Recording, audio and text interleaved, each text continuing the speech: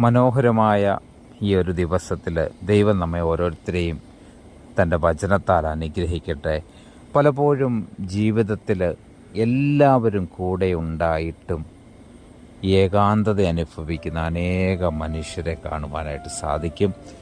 കാരണം മനുഷ്യരുടെ സ്വഭാവം അങ്ങനെയാണ്. ഇവിടെ നമ്മൾക്ക് ആശ്വാസവും സമാധാനവും തരുവാനായിട്ട് ഒരേ ഒരാളേ ഉള്ളൂ, സർവശക്തനായ ദൈവം. ആ ദൈവം തൻ്റെ വചനത്തിൽ നമ്മളോട് പറഞ്ഞിട്ടുണ്ട്.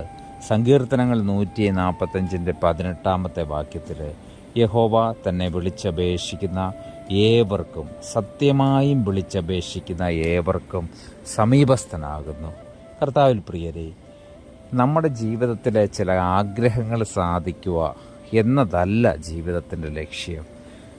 നമ്മുടെ കർത്താവിനോട് ഏറ്റവും അടുത്തിരിക്കുവാൻ സാധിക്കുന്നതാണ് ഈ ജീവിതത്തിൻ്റെ ഏറ്റവും വലിയ കാര്യം. നമ്മുടെ ഏകാന്തമായ ജീവിതത്തിൽ, നമ്മളുടെ നിരാശാജനകമായ ജീവിതത്തിൽ ദൈവം നമുക്ക് തരുന്ന ഏറ്റവും വലിയ ആശ്വാസവചനമാണിത്. അതുകൊണ്ട് തന്നെ വിളിച്ചപേക്ഷിക്കുന്ന, കർത്താവിനെ സത്യമായിട്ടും അന്വേഷിക്കുന്ന ഒരു വ്യക്തി ഒരു കാലത്തും തളർന്നു പോകുകയില്ല. അവന് എന്നും അനുഗ്രഹം പ്രാപിക്കും.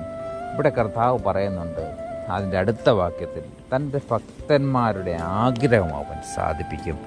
അപ്പോൾ ഇന്ന് നമുക്കൊരു തീരുമാനമെടുക്കാം. ആത്മാർത്ഥ ഹൃദയത്തോട് നമുക്ക് ദൈവത്തെ വിളിക്കാം. ദൈവവുമായിട്ടുള്ള ബന്ധം യേശുക്രിസ്തുവിനോട് ഉറപ്പിക്കാം. അതിനായിട്ട് ദൈവത്തിൻ്റെ ആത്മാവ് നമ്മെ ഓരോരുത്തരെയും സഹായിക്കട്ടെ. ആമീൻ.